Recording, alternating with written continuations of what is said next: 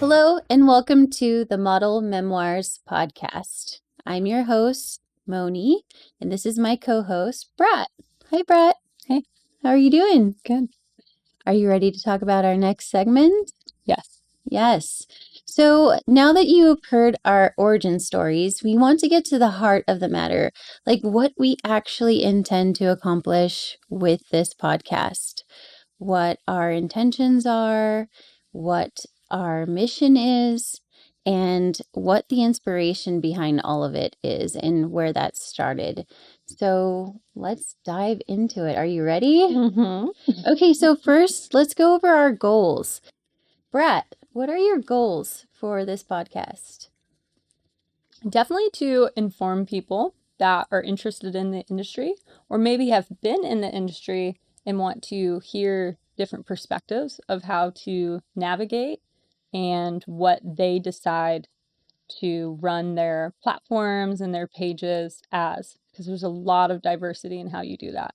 Yes. Yeah. I think the main goal, like you said, is to educate and inform and also provide some sort of guidance, mentorship for people who are in the industry or thinking about getting in the industry, just to have a place where they can like reference information. Yes, that's great. So, second, what would you say is our mission? I mean, I've thought about this and I've heard what you've had to say about this when we are brainstorming, but you mentioned referencing. Expand on that. Referencing particular moments. Yeah, referencing something that people can go back to when they're looking to have a lifeline or a life vest, per se, when they are navigating themselves through this particular line of work. Yeah. So over the years, I have coached women individually on how they want to do it and what that looks like and if they're sure about it. Some people have already kind of been in the industry or around the industry, and then there were others that were brand new to it, didn't know anything, have never been in front of a camera. So as far as coaching women or men, I haven't coached a man yet, but I'm not opposed to it. Yeah. It was more about informing them of the risks, the rewards, and then them knowing their boundaries. And I think when you have someone asking, particularly like questions or hard-hitting questions that maybe you've never thought about before, it gives you an idea of how to move forward and really how to keep yourself safe and brand properly for the long term. Sometimes you don't know what you're doing, you just know you want to go in a direction, and being able to have a video that can reference back as you build on what that looks like, that's like my goal. And I totally align myself with that. And I will just say that Instagram started around 2011 and it didn't become popular until 2012. But when we started to see photographers and models showcasing their work, it wasn't until like 2015, 2016. And I believe like that's around the time where I started experimenting in the so-called photography community and working with like-minded individuals, collaborating and creating art and content and then posting it online, which at that time was just like a hobby. It was just like a passion. It was just for fun. There was like no real um, goal to have something come out of it. It could be just, like an outlet. But quickly, as it became like a popular source of expression, more people got into it, the community got larger, and then you started to see ways that you could monetize or build a business from these opportunities. They started to arise. And that happened around the 2017, 2018 era. And I believe that's when we met, right? Yeah. Yeah, we met on a shoot. So we have a lot of experience with the birth of what this community is, what it was before monetization, and what it has become to this day. So we've seen it through plenty of stages, and we've had to navigate those waters by ourselves. And that's the reason why we feel like today we have a wealth of knowledge that we could share with other people who are in this industry that may have questions, that may need like a lifeline Mhm. to reference in times of uncertainty. And that's really our mission, isn't it? Yeah. Yeah. And it's always evolving. I mean, I literally just called you the other day because of Instagram and the issues I was having on my page essentially being shadow banned and how to get out of that, you know. So, yeah, it is ever evolving. And I would say that our inspiration for this has been each other, for one, Mhm. because you have mentored me in a lot of aspects of this business. You know, when I was struggling with relationships with photographers, or when I was looking to get on a new monetization platform and I did not know about that, and you had expertise on that platform, you took the time to walk me through it, share it with me, and help me navigate that. And I feel like I have reciprocated in ways to help you through this process, you know, as well. So that's what builds a community. And that's what builds good relationships in this type of work. Mm. And I feel like we want to expand on that with anybody who's interested in being part of our circle. And that starts with having these conversations, you know, touching on these topics that are really important to people that, you know, would help them be successful, would help them be safe, like you Mhm. said, and would also deter them if Mhm. this is not the arena that they want to enter, or if this is not a space where they would feel comfortable. You know, so our inspiration really is to just shine a guiding light on what no one talks about, what the misunderstandings are of what we do. Would you agree? Yeah, I would. I mean, I do think if you Google things, you'll find stuff on the internet of other people coaching, but it's really like the perspective of a first person and what I've gone through and what you've gone through and in the future other models or other content creators coming on and sharing their story. And some people it's pretty surprising, but there are people I meet that still have never met somebody that's monetized themselves online as an individual, you know, being able to make money through Instagram or make money through other online platforms, YouTube. So it is still kind of unique. Like I get interviewed by people and I'm always willing to share like what my day looks like, what, you know, what, how much workload goes into a certain project and passion projects that I'm pursuing currently. So yeah, I don't know. I wanna be able to, let people know definitely I would say the pillars, like, the most important, like, bullet points to certain questions they may or may not have. Yeah.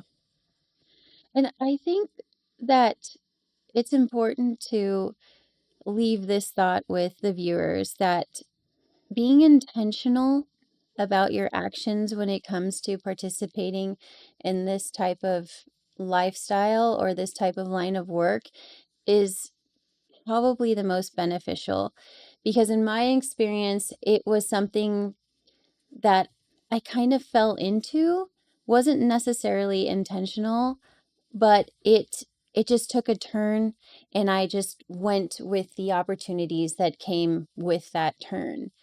And I'm not necessarily saying that I don't like agree with it, or I'm not satisfied with my journey and like where it's taken me.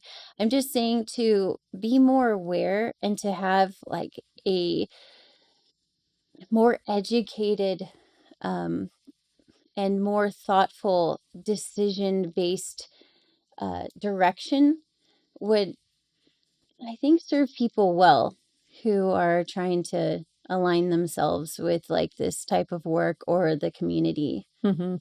A lot of coaching that I've done over the years, whether it's for business owners, entrepreneurs, content creators, sex workers, all of it. I always try and ask what your end goal is. Like at the top of the pyramid, when everything's said and done, what are you doing in your daily life? What did you accomplish and what do you think you did to get there? What were the choices that you made? There's a lot of things that I could have said yes to that would have brought me financial success and abundance easily, whether that was from somebody else supplying it or myself creating it.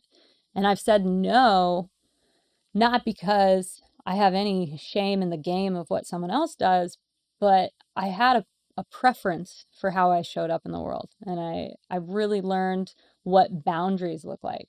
And maybe in the future that changes. Honestly, maybe in the future I metamorphosize again and I do things that maybe I said no to 10 years ago. But it's for me to discover. It's for me to decide. And it can't come from a place of fear. It can't come from a place of lack, because that's when you make your sloppiest decisions.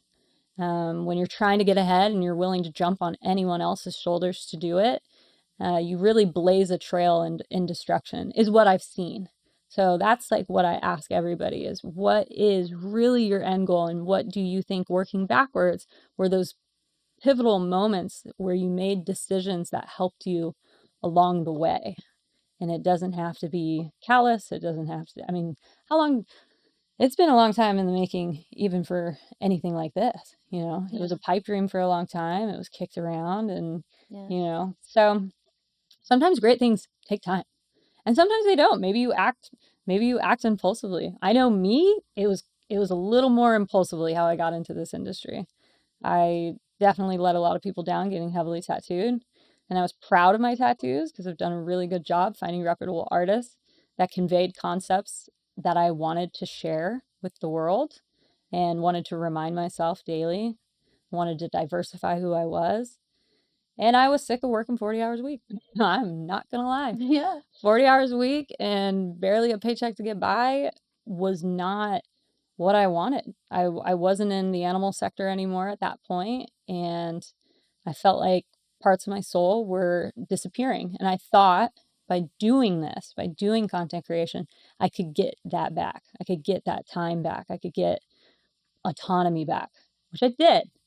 But, you still sit on an island of your own sometimes. Yeah. Sometimes you're not everybody's cup of tea. There are people that will denounce this heavily and there are people that I've lost due to misunderstandings. So you have to prepare for that. You have to prepare for what that might look like too, along the way to nirvana. Yeah. Yeah. Yeah, and in my case, I was going through some medical issues and I decided to quit my full-time job so that I could focus on my health. But having part-time work was very therapeutic to me, and it also gave me some, a little bit of income to get by as I was dealing with some of that medical stuff.